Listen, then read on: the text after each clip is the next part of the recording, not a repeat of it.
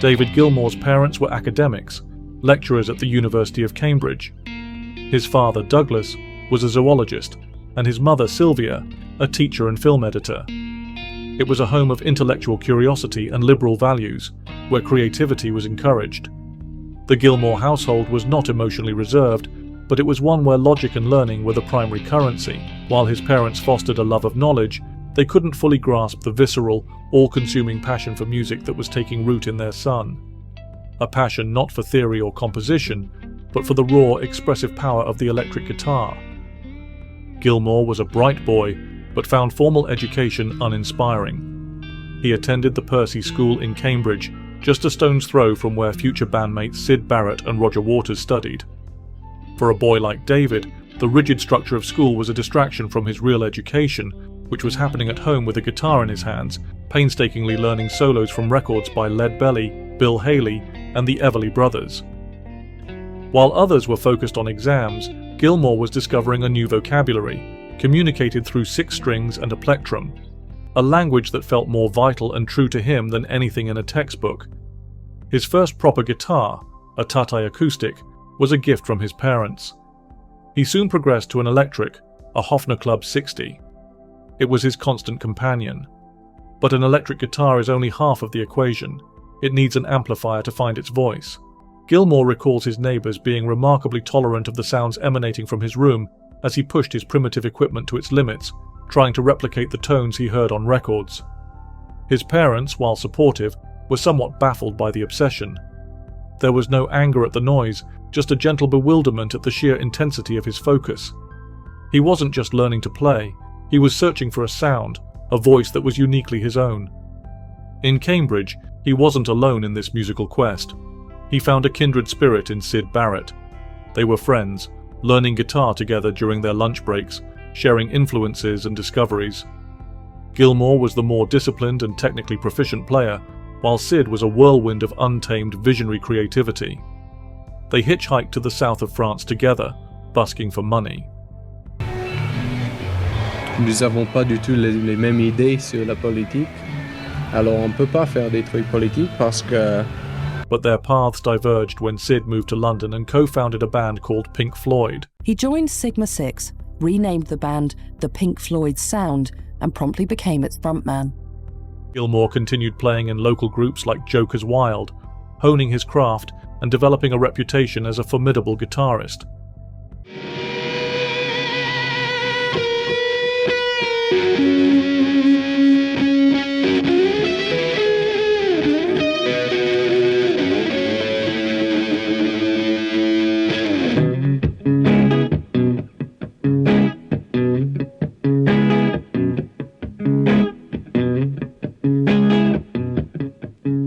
He was on the outside looking in as his friend's band began to conquer the London underground. Barrett was a highly original writer and musician.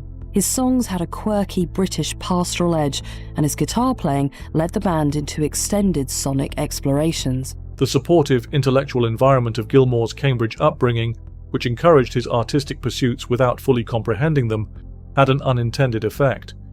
It gave him the freedom and the tools to become a masterful technician on the guitar, while his proximity to the raw, untamed genius of Syd Barrett gave him a unique insight into the two forces, precision and chaos, that he would one day be asked to reconcile. The way the act's developed in the last 6 months has been influenced rather a lot by the fact that we've played in ballrooms, necessarily, because you know that this is obviously the first market.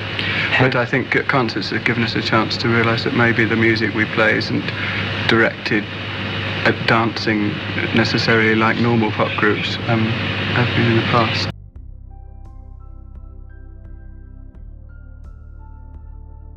The effect of their shared musical apprenticeship in Cambridge was that when Syd Barrett's star began to burn out, David Gilmour was the only logical choice.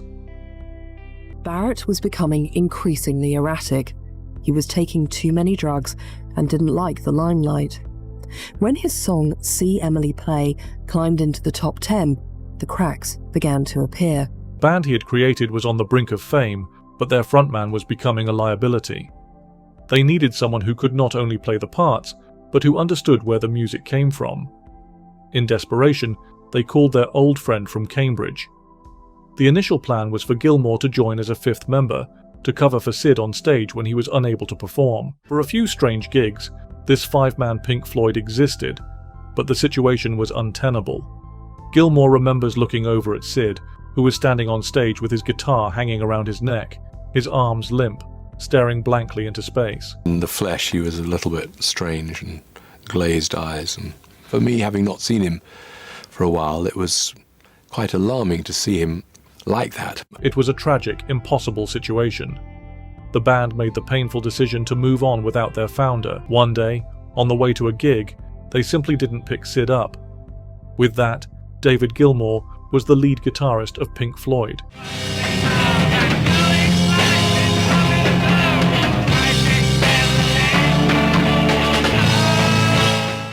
He was a phenomenal player, but he was stepping into the shoes of a creative visionary and a cult hero.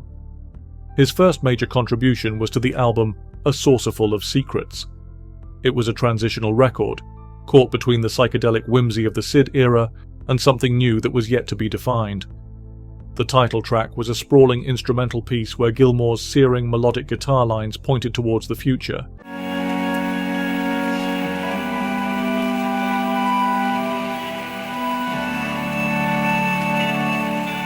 He also took on more vocal duties, his smoother, more melancholic voice providing a stark contrast to Sid's fey English delivery. The pressure was immense.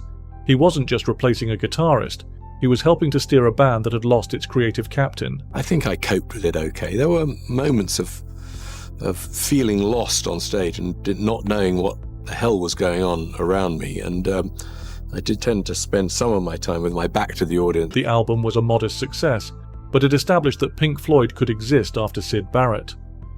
The dream had not died.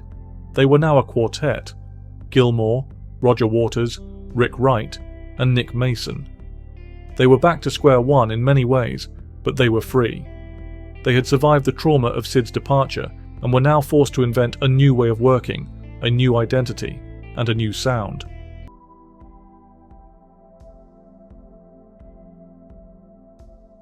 The effect of that freedom was a period of intense experimentation. With nothing to lose and no obvious leader, they had to become a true collective. They took on film soundtracks like More and Obscured by Clouds, which served as paid for studio time, allowing them to hone their craft.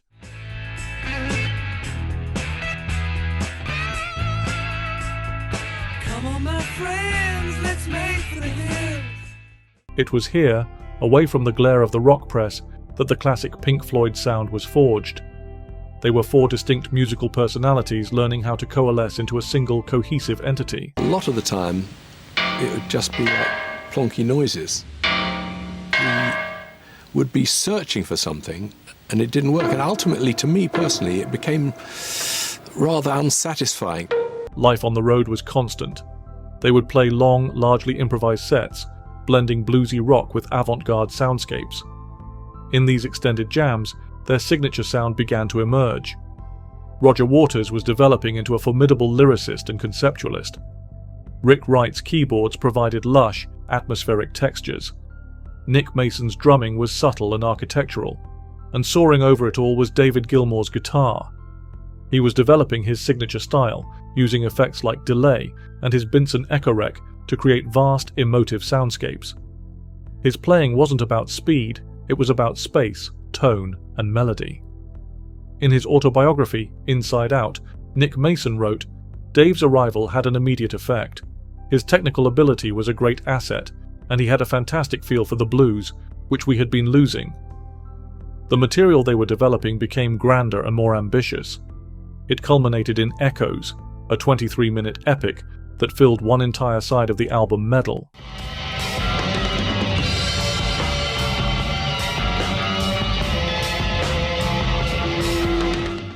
It was a huge leap forward, a masterpiece of dynamics and texture. It was the sound of four musicians in perfect sync, a true collaboration. Gilmour's guitar is the emotional core of the piece, from its delicate opening notes to its soaring solos and funky rhythmic interplay with Waters' bass.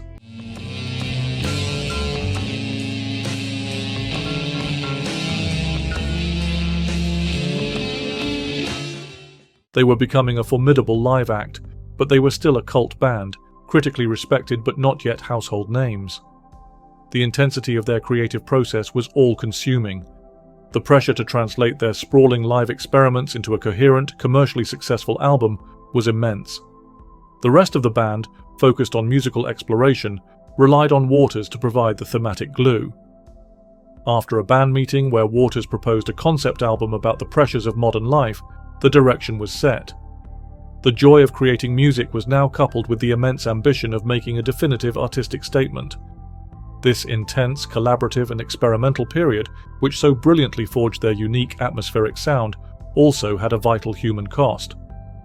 The creative vacuum left by Syd Barrett forced Roger Waters to step up as the band's conceptual leader, a shift that would produce their greatest work, but also sow the seeds of future conflict.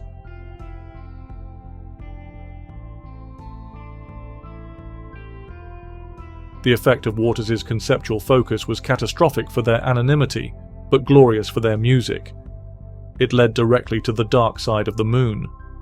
The band had a collection of musical ideas, and Waters' lyrical concept about birth, madness, time and death provided the perfect framework. Dark Side represents not only the band's biggest commercial hit, but also their most successful artistic collaboration.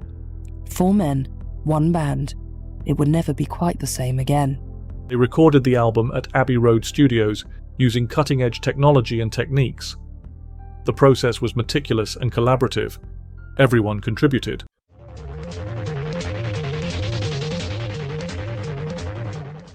Don't worry about that. Christ. The moment the album was released in 1973, everything changed. It was a phenomenon, an instant classic that stayed in the charts for over 15 years. The band was catapulted from being a respected cult act into one of the biggest bands in the world. This album just shot up and was so enormous, and we were leapt into a different stratosphere. And part of you wants it, you want that success, you love it, Gilmour's contributions were central to its power.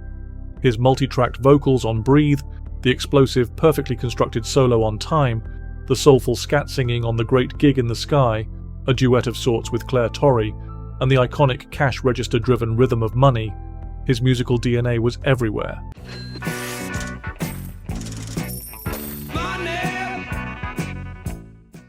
Gilmour's voice was there all along, an essential part of the Floyd sound from the moment he joined. Finding a new direction proved harder. The follow-up album, Wish You Were Here, was a direct response to their newfound fame, and a poignant look back at the friend they had lost along the way. Its centerpiece, the 9-part Shine On You Crazy Diamond, was a tribute to Syd Barrett. You shine like the sun. Gilmour's opening 4-note guitar phrase is one of the most famous in rock history. Simple, haunting, and full of emotion.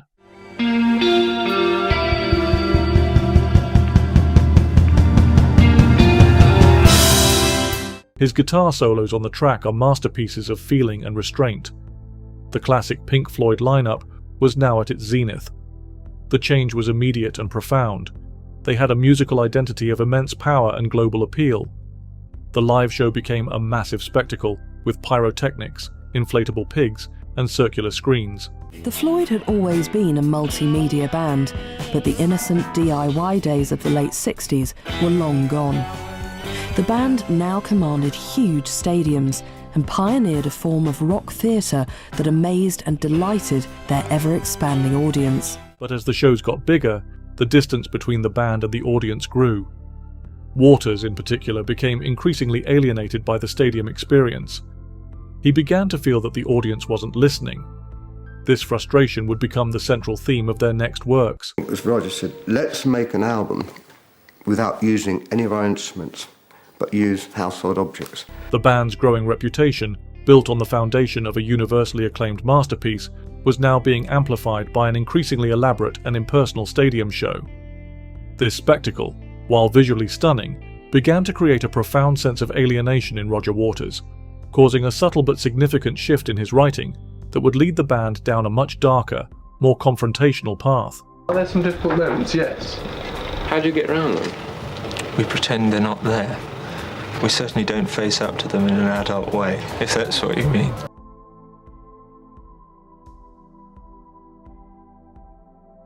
The effect of their burgeoning fame was a double-edged sword. They were achieving a level of success beyond their wildest dreams with the aggressive, politically charged album Animals. Yet, the internal dynamics were becoming increasingly strained. The public and media focus was now on Roger Waters as the sole creative force. It wasn't entirely inaccurate. He was writing all the lyrics and providing the core concepts, but it created an undeniable imbalance. For their next project, Waters conceived a rock opera based on his own feelings of alienation. The Wall.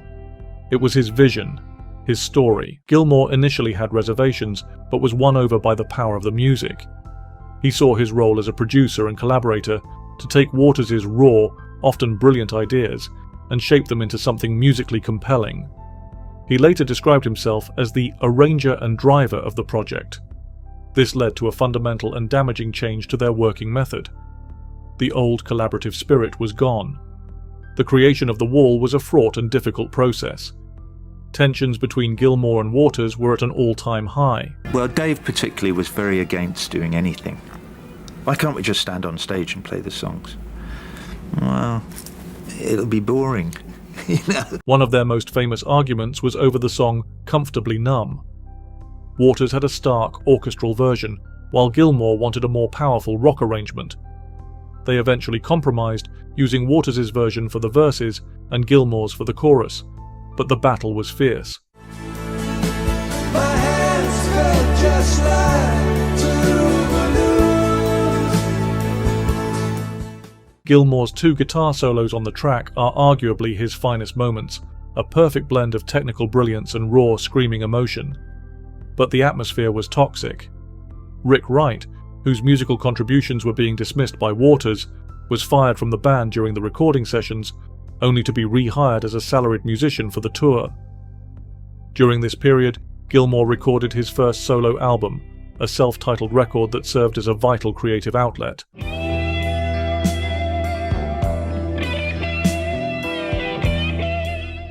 It was a chance for him to simply play the guitar, free from the conceptual weight of Pink Floyd. Despite the internal difficulties, The Wall was a monumental piece of work and another colossal commercial success. But it came at a price. By the time the hugely ambitious tour was over, the band was creatively and emotionally shattered. Waters had already decided the next album, The Final Cut, would be, in his words, a Roger Waters record performed by Pink Floyd. Gilmour, feeling he was being used as a session musician, argued for a delay to write his own material, but was outvoted. It was the end of the road. Roger had one idea of how he thought the album should be, and a very strong idea of how he wanted it to be. And I simply thought he was wrong in the approach to it in several areas, and told him so, tried to get some change, and he wasn't willing to. And it got to the point of arguments being so sort of severe, because our outlook was so opposed at that time, that he didn't want me to continue producing it because it was not achieving anything. It was just, my opinion was so different that it was just being counterproductive. So I stopped working on the production of the album and left it entirely to him. I said, well, you know, you go ahead and do it, finish it. And so he had the opportunity to make the album exactly the way he wanted to make it. And I went in and played guitar when I was required. And that's how the album finished up. Personally, I don't like it very much. I still think that the way I wanted to do it would have been a much better way of doing it. What are the different ways? How did you see it? Well, I think a lot of the music just isn't up to standard myself. I think there's 3 good songs on it, and I think the rest is rather weak. Roger Waters' departure after the musically thin and creatively fraught The Final Cut left the band without its primary songwriter, its conceptual leader, and its driving force. This created a huge vacuum and led the music press and the public to widely and logically assume that the band was finished.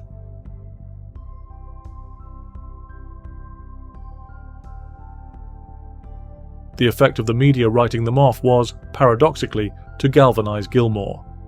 He was angry. He had spent years helping to build the band and refused to let it die. Determined to prove the narrative wrong, that Waters was Pink Floyd and he was just the guitarist, Gilmour decided to carry on. I think he was very surprised when David and Nick said, "Okay, you can leave the band, fine." And didn't expect them to say, "Okay, now we're going to make an album, Pink Floyd album, go on tour without you." He knew it was a massive gamble, with the most obvious problem being how to create a Pink Floyd album without the band's chief architect. It seemed important to me to just get on and do the very best you can do. And, Syd Barrett's Pink Floyd had been one Pink Floyd, and the Pink Floyd with the four of us, Roger, Rick, Nick and I, had been another one, and this would be another version. His first step was to begin writing new material. The music was different, more in line with the sounds of the 1980s, but it still possessed that unmistakable Pink Floyd DNA, the atmospheric textures, the grand scope, and of course, Gilmour's soaring guitar. He convinced Nick Mason to rejoin, and later Rick Wright, whose keyboards were essential to the Floyd sound, was brought back into the fold. The great legal battle began. Roger Waters sued to dissolve the Pink Floyd partnership, claiming the name was creatively redundant without him. It was a bitter, public, and expensive fight. The argument was me rather pompously, and I admit now erroneously, suggesting that because I wasn't in the band anymore, that the brand and band name should be retired. It wasn't up to me. Gilmour was determined to win. He said, "I had every right to carry on. I'd been in the band for 20-odd years. It's a battle about using a name, but it's a name that all of us had spent our entire adult lives working on." He was fighting not just for a brand name, but for his own musical identity. Throughout this process, he released his second solo album, About Face, and toured it, but the pull of the Floyd legacy was too strong. Against the odds, he won the legal right to continue as Pink Floyd. But once A Momentary Lapse of Reason was released, the real verdict was delivered. The album was a huge commercial success, propelled by the hit single Learning to Fly. Turn to stone. His whole intention is learning to fly. It was the ultimate vindication. The public had accepted the Gilmour-led Pink Floyd. The band was not only alive, but it was bigger than ever. The incredible and somewhat surprising commercial and critical success of A Momentary Lapse of Reason and its follow-up, The Division Bell, had a profound effect. It proved beyond all doubt that Pink Floyd could not only survive, but thrive without Roger Waters, and in doing so, it irrevocably solidified David Gilmour's position as the band's new and permanent leader.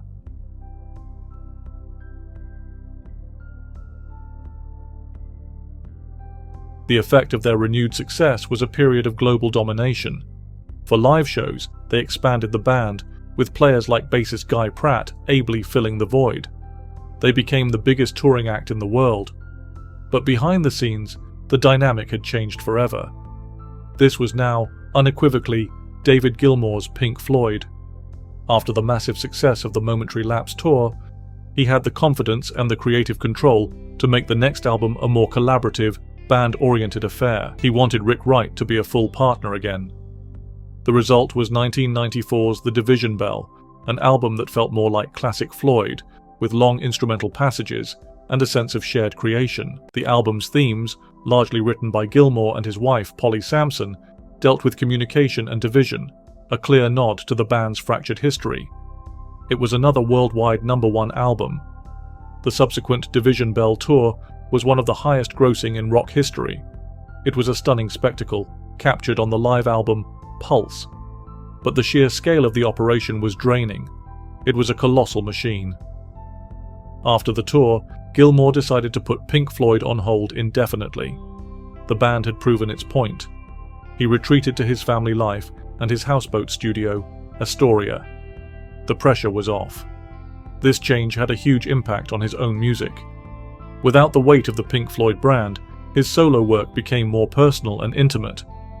It was a pivotal moment, a bridge between his stadium rock past and a more contemplative future. The album On an Island from 2006 was a beautifully crafted, introspective record that felt like a personal statement. It still had its soaring guitar solos, but they were framed by a quieter, more atmospheric sound. Crucially, it gave him something he hadn't had in years, a chance to play in theatres instead of stadiums, to connect with an audience on a more human level. He had a whole new creative lease on life, separate from the mothership. The unexpected and massive global success of the Gilmour-led Pink Floyd had a transformative cause. It not only vindicated his decision to continue, but also gave him the financial and creative freedom to eventually step away from the stadium spectacle and pursue a more personal, introspective, and artistically fulfilling solo career.